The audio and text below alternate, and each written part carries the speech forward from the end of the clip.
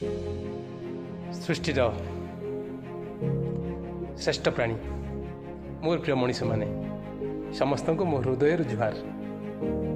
आम समस्ते भल अच्छु। आसतु छोटिया विचार टिके बुझा। सूर्य सकल शक्ति आधार आम जाचे। तेरे सूर्य को नहीं गोटे चिंतन प्रत्येक सकाल सूर्य आम दुईटी रास्ता आनी दिए।